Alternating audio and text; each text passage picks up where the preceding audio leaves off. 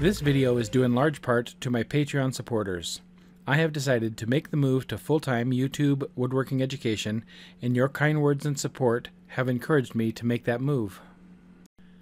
If anyone out there is interested in helping support this channel, please check out my Patreon page, and I'd like to thank everyone for all of the wonderfully kind comments. This video is also a celebration of reaching 20,000 subscribers, and to celebrate that, I am giving away the African Padauk and Maple keepsake dovetailed box that's made in this video. To qualify for the giveaway, just click like on my Facebook page and leave a comment below. If you already like my Facebook page, then a comment is all you need. There is a link to my Facebook page in the description. In 2 weeks' time, on September 1st, I will randomly choose a winner and announce it. Okay, now to the business of making some dovetails.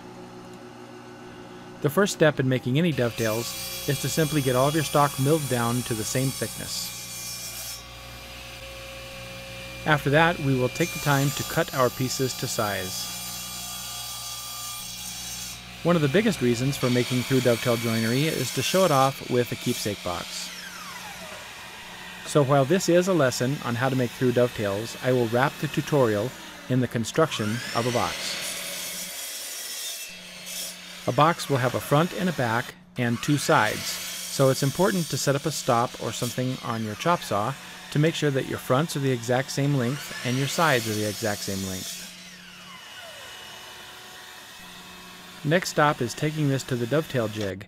Now I'm using a Porter-Cable 12-inch dovetail jig, and I will put a link to that in the description if you're interested, but it's important to know that almost all dovetail jigs work the exact same way and have the same settings.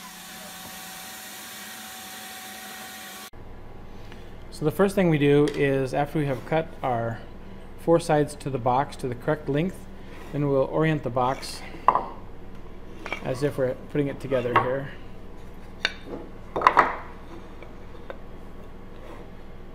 So this is the way the box is going to go together. The box is wider than it is deep, and so I want the decorative part, this is the front of the box, I would like the decorative part to have the tails on it. If this has the tails, that would have the tails, and then the two outside boards would have the pins. So what we'll do is, once we find the correct orientation that we're happy with, is we will lay the sides down, and then we'll mark what's what. This is going to be a tail board, this one will be a tail board, and these are going to be pin boards.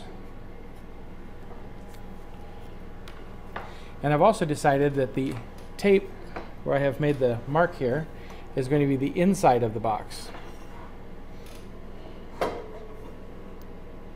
And the part that doesn't have the tape will be the outside of the box. Now I can take these over to my jig and cut the dovetails. So what I'm using is the Porter-Cable dovetail jig. This is a 12-inch dovetail jig, and all dovetail jigs are basically the same. This particular one comes with two templates. It comes with one for through dovetails and one for half-blind dovetails. Just depending on the cut that you're going to make is the template that you put in.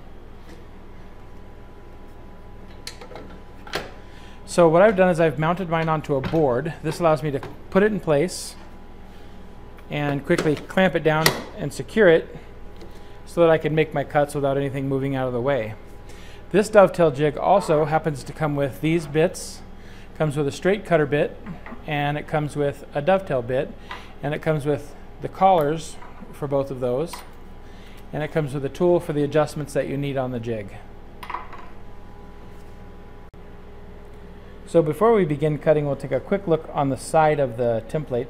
Or the dovetail jig. There are also instructions that come in the book with it, but everything you need is actually right here for through dovetails. These are for half blinds. Today we're going to cut through dovetails, and it tells you that first thing we're going to cut are the tails, and then next we'll cut the pins to fit. We can adjust the pins to be tighter or looser to fit the tails perfectly. And then another thing to take note of is the jig. This is the side view of the jig here, and the outside surface of the tail board faces in, and then the outside surface of the pin board faces out. And we remember we put tape on the inside surfaces of our board, and so we'll cover more of that in just a minute. Now up on top of the jig here, this is our template. One side is made for cutting the tails and one side's made for cutting the pins. Those instructions are also in your book, but as soon as I get the jig, I always mark them. And I mark here that this side is for dovetails, and then the other side is the straight cutter for the pins. So I want the tails out first because that's what I'm going to cut first, so we'll put that in position first. Okay, so remember we said we're going to cut our tail boards first, and we said that we put the tape on the inside of the box, so this is the outside of the box, and the instructions on the side of the jig told us that for tails, the outside faces the jig. So that's going to go here. I'm going to just put this in here and raise it up just a little bit and use this lever to lock it down temporarily. I've also cut some backer boards. These backer boards I milled up the same time that I milled this stock, so they're the exact same thickness as this. And I'm going to take this and I'm going to put this in here to butt up against the back of the board that I'm going to cut so that I don't have any tear out on the back. Got to get this up to the right height there. And since this is such a narrow distance, it doesn't cover nearly all of the jig, and the jig gets locked down here, I might put another piece over here to keep it balanced out. Like that.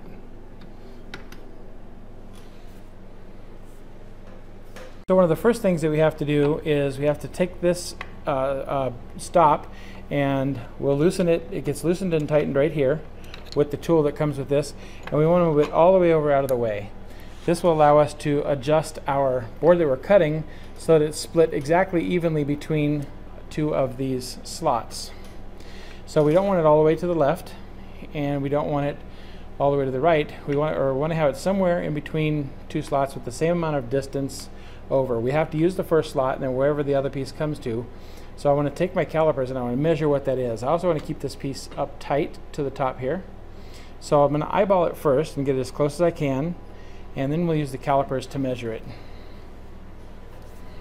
Okay, so once I have this in place, I tried to use my calipers to get in here and measure the distance this was on both sides, but it's so small that my calipers don't really fit.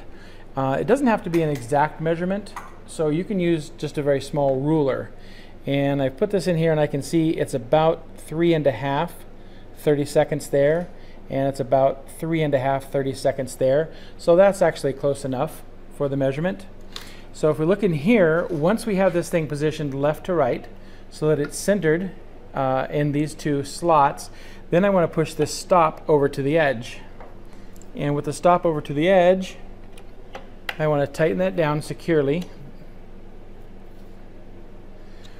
And then that way all subsequent boards that I line up in here to cut, I'll slide them up to the top till they touch this point, and then I'll slide them over until they touch this stop, and then this will be the reference point on which all of the pins and tails are cut.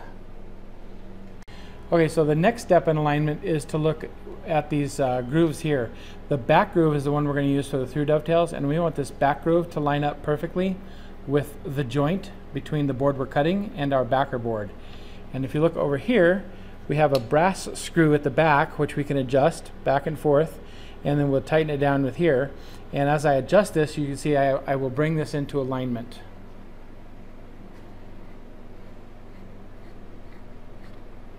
And we just go until we get a perfect alignment there, and then we'll snug that down. And we have the same set of adjustments on this side. We can move the brass screw in and out, and we can tighten it here. And as long as these are perfectly in line, we're good to go. One final thing that's probably important to mention is we do want our backer board to line up all the way to the edge of this. So the backer board's got to be at least as wide as this. You can see I have mine shifted a little bit to the right. So I'm going to loosen this up a little bit. I'm going to slide my backer board over to fully cover the edge of that piece of wood and make sure it's up snug here.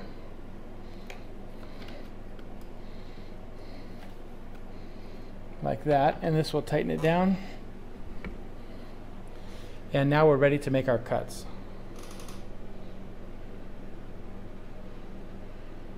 Okay, most routers that you buy or that you have won't actually hold this template bushing or template guide, and so you'll need to get a base that will hold that. And these are pretty readily available. I'll put one in the description that fits a great many different types of routers. And I'm going to switch these out. So I have put the router base on that holds the collet, and I have put the collet in. One thing I did when this came originally in its box is I opened it up and I marked both collets. This one's for the dovetail cutter and the other one is for the straight cutter, so I marked that right away. And I put this in place. I have actually already set the depth, but I'm going to show you how to do that. There's a spot on the template here where you check the depth of the through dovetail, and you just set this up on top there flat, and you bring it over to this piece. Now this piece has been factory set to the correct height for this dovetail cutter. In fact, depending on the angle of the dovetail cutter, it has to be at a specific height. Dovetail geometry is integrated like that.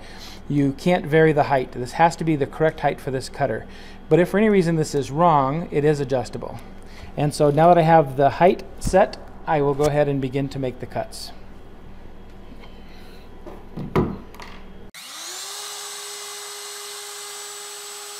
If you have a high quality carbide bit, it will cut even the hardest of woods really nicely. I will also put a link in the description to my favorite dovetail and straight cutter bits. These aren't the most expensive, but in my opinion, they're definitely the best. Okay, so that's one side. The cut looks pretty good. And actually this bit has probably made more than 100 boxes, so if you get a good quality bit, it does last a long time. Now we'll just take it out and flip it end for end. Make sure we slide it up left against our stop to keep it snug. And also make sure that the tape, which is the inside portion, is still facing out for the second cut.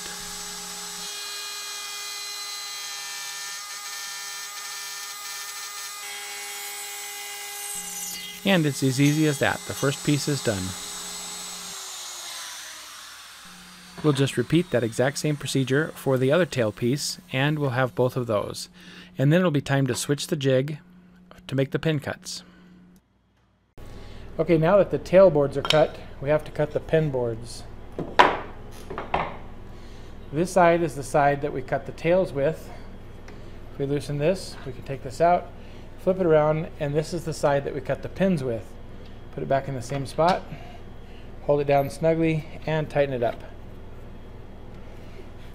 Then we'll have to switch out the router bit to the straight cutter, and that also means you have to switch the collet out to the straight cutter collet, and you have to set the depth once again, same location here,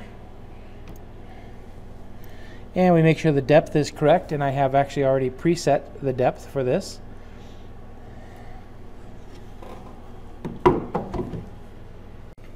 So the next cut will be the pin board. And for the pin board, it was the opposite of the tail board according to our instructions over here. The inside of your box, the inside of the board of the pin board, has to face the jig in this case. It'll be put in the same way, and this edge will align with the stop, which we have already preset. We get it lined up flush with the top here and lock it down. And the next thing to check is from the side. We need to make sure we have some movement here, so we have to make sure that we have this lined up so that this line here is exactly even with the seam between the board we're going to cut and our backer board. And that should be lined up there like that. And then finally, what we'll need to do is we'll need to take our backer boards and flip them around since this side has already been cut.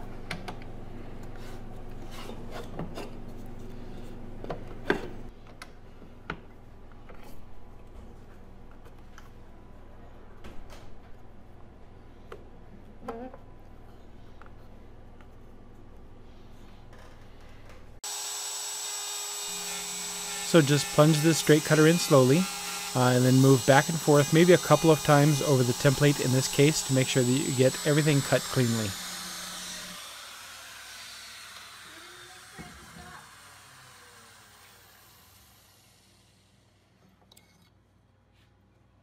I usually like to take my first cut off here and do a quick test fit to make sure that everything is fitting snug. And many people will even make test side and test front pieces to put together to make sure that their joints are correct before actually cutting their expensive wood. This is something that I never do. I just take my time. I cut it carefully to begin with, and I think I've always had them fit.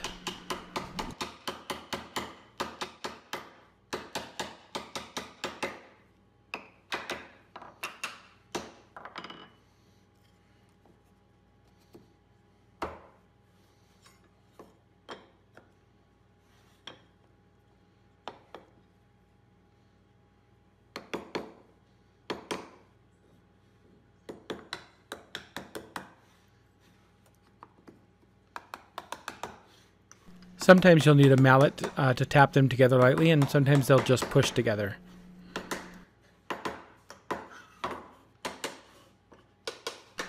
And so that's the cut. Without any practice cuts, no sample boards. Just take the time to set your template up right, and your cuts will come out good.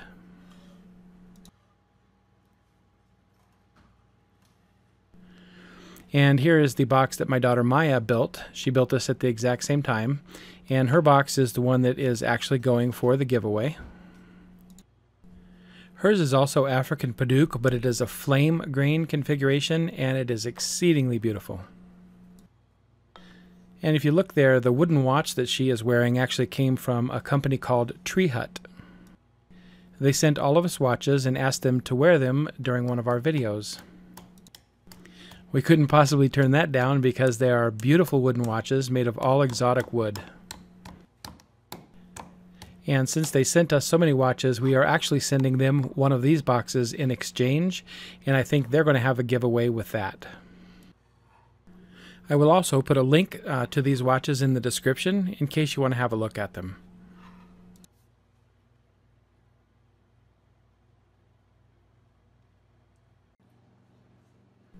And so my youngest daughter, Sai, got in on the action, so she made herself a through dovetail box as well. This is actually the first through dovetail box that she has made all by herself, and it came out beautifully. And oak is actually her very favorite domestic hardwood.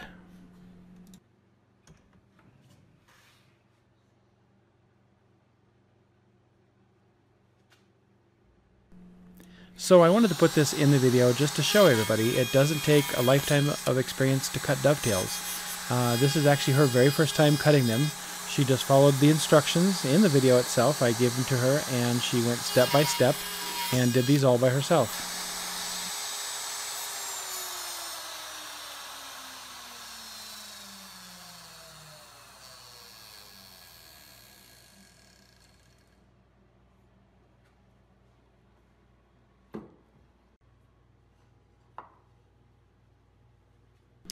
And you are seeing her assemble this for the first time, the very first set of cuts that she did. They haven't been fixed or modified in any way, and it came together great.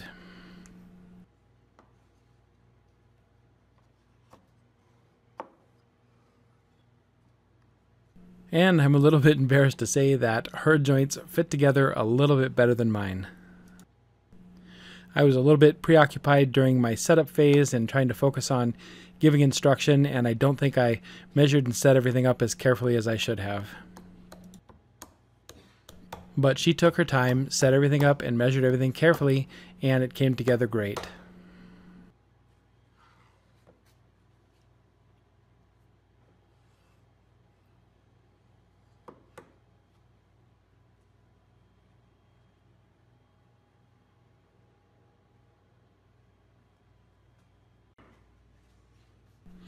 And my oldest daughter, Jyoti here, she also cut a box at the same time, and this was her first time making a through dovetail box, and she followed the instruction, and it came out good as well. And you can see she's proudly wearing her wooden watch there too. I think hers is all ebony. They're pretty cool.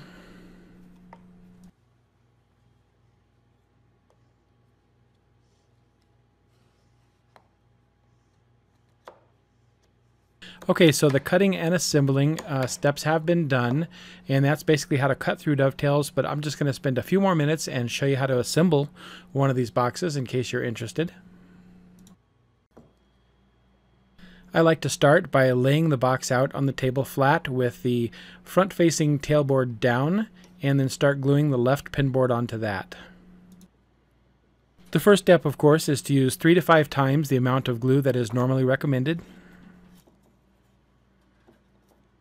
And I always make sure that I get glue on both sides of the joint.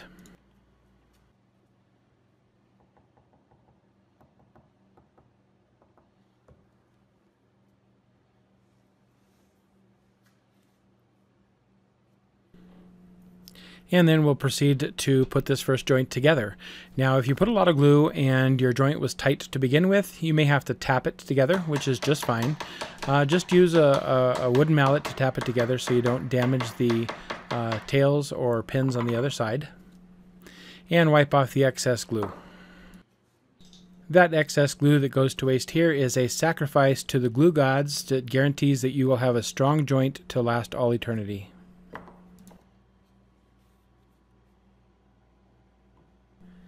Next, we'll need to glue up the other side and push that other pin board onto the same tail board. This is really the only way this dovetail box goes together.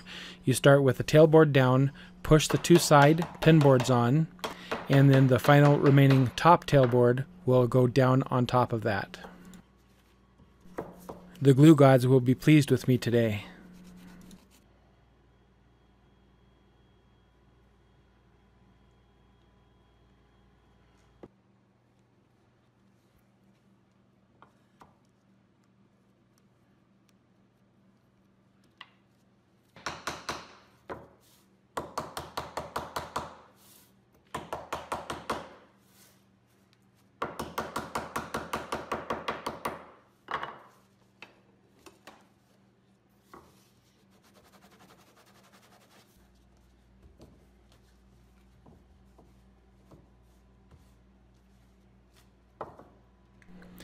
Well, once I do that and have it all together, then I will proceed to clamp it up.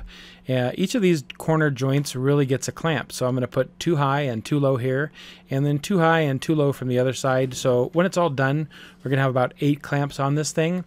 And once you get the clamps all on and squeezed down, you do need to clean it off one more time because the glue squeeze out will continue to occur as you put pressure down. It just makes it a lot easier to clean the glue off now as opposed to waiting till after it's dried. So that wraps up the cutting and assembling of the dovetail joinery.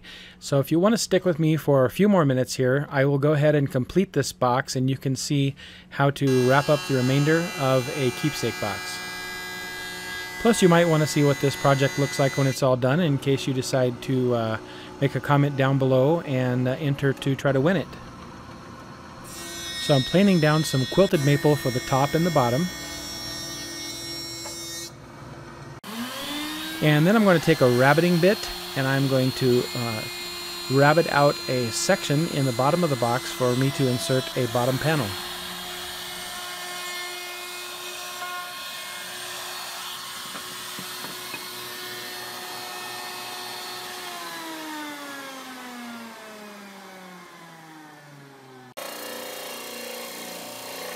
Here I'm just using my disc sander to bring the bottom of this piece down to a completely flat, uniform surface.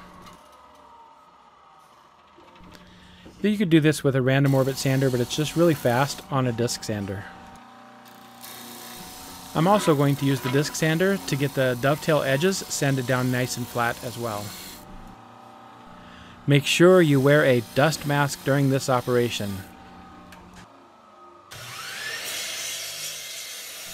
Okay, so I'm going to cut my top and bottom pieces to fit. I'm going to cut the top piece just a little bit oversized, maybe a 1/16 big all the way around, and I'll sand that down to flush after it's all been assembled.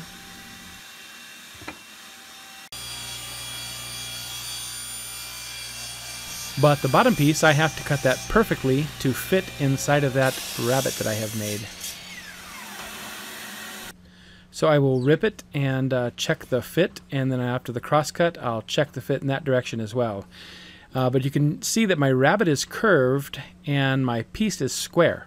So I'm just going to hold the piece over the rabbit, and I'm going to draw those curves in from the top.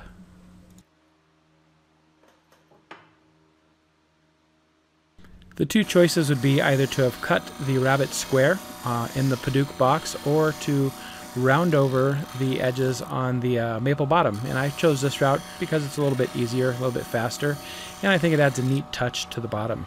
If you just take your time and sand it slowly to the line, check the fit, sand again, check the fit, you'll find it doesn't take much effort to get a perfect fit. Of course, I kind of made the silly mistake of creating this bottom piece width and lengthwise before I bothered to get it down to the correct thickness. And now it's too small for me to send through a planer or a thickness sander or anything. So I now have to sand it down flush using this disc sander.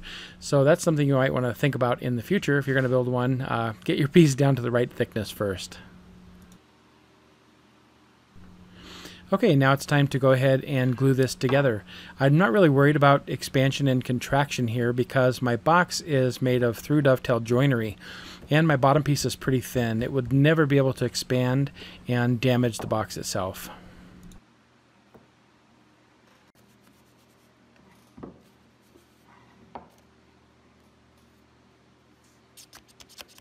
I want to take just a minute to get the excess glue out from the inside, and then I'm going to just glue the top flat onto the top of the box here.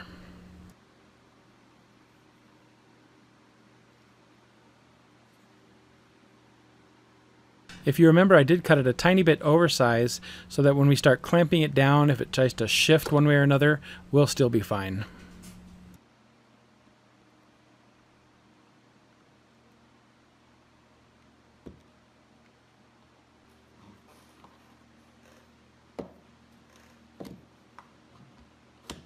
And once this piece is fully clamped down, I'll take a minute to wipe off the excess glue, and I'll let this sit and dry overnight.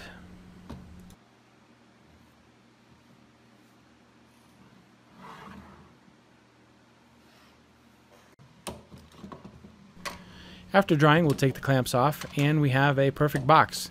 We can't get inside of it yet because it's all closed up, but that's okay. The first step is I'm going to take this back over to my disc sander, and I'm going to sand that top edge down flush to the box side. You could use a flush trim bit for this as well. You don't have to use a sander. There's a lot of options there.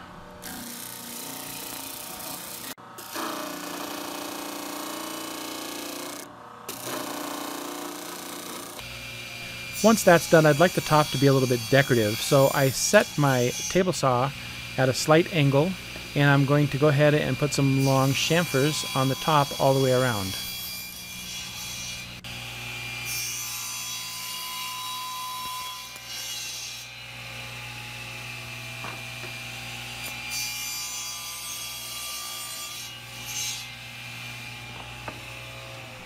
There, I think that looks a whole lot better.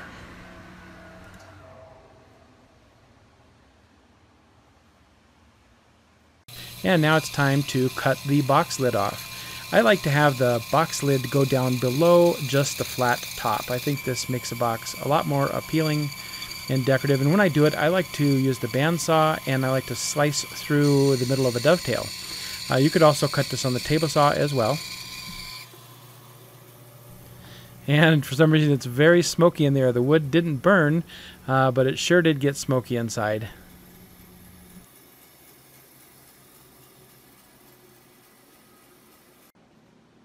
And there's a quick look at what it looks like and the lid that will come off of it.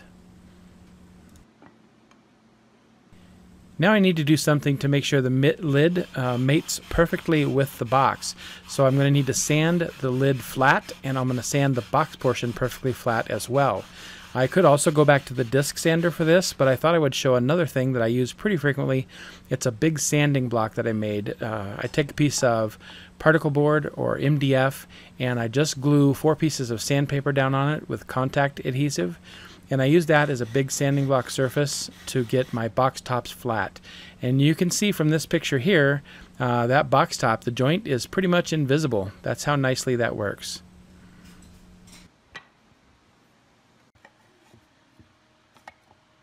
Now I decided I'm going to go ahead and fit the inside with a maple lining, and I'm going to let it protrude just a little bit above the top, and that's going to end up holding the top on.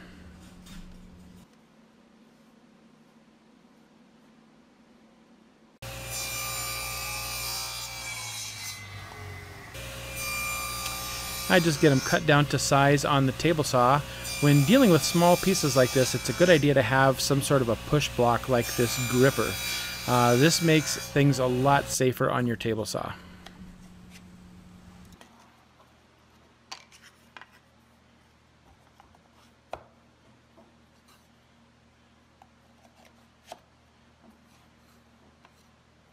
I'm just testing them all for fit at this point. And it looks like it even fits the Tree Hut box. I don't know if Tree Hut will be giving one of their watches away when they give their box away, but it fits in case they should decide to do that.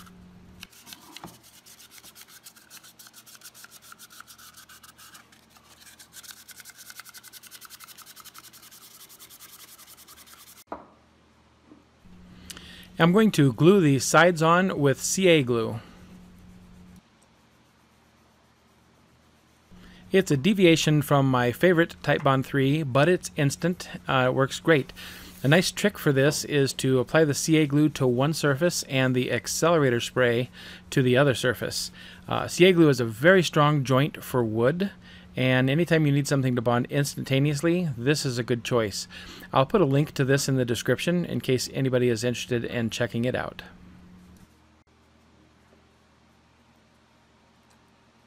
Just FYI, the accelerator spray I'm using is not necessary. The glue will bond just as strong without it. It might take 5 or 10 seconds to set, however, and if you use it, it just takes about a second or two to set. So it just makes things go much faster.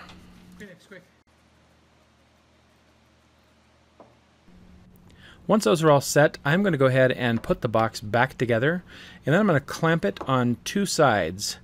What this is going to do is, now I know how the box is fitting now with the insert in it, and if the box is hanging just a fraction off to one side rather than the other, I'll know it, and I'll actually be able to sand the whole box perfectly flat and flush now with it clamped and held together.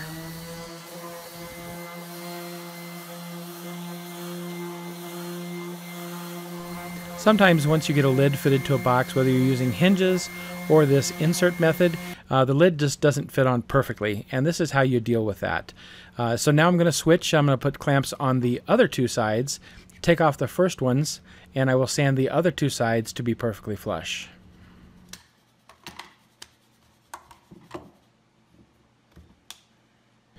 Once that is done, we know that every time this lid closes, it will come into perfect alignment.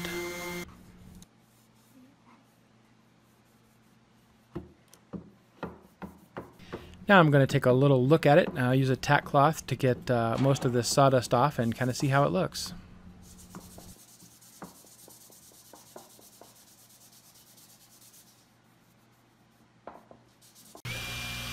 So I decided to trim these inserts down. I'm not really sure why I made them stick up almost an inch there, but I think sticking up just a half an inch is perfectly fine.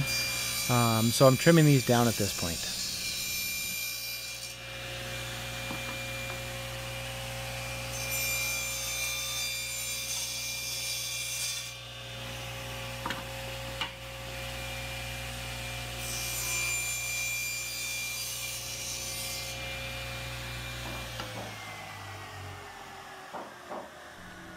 All we have left is some final sanding and then a finish.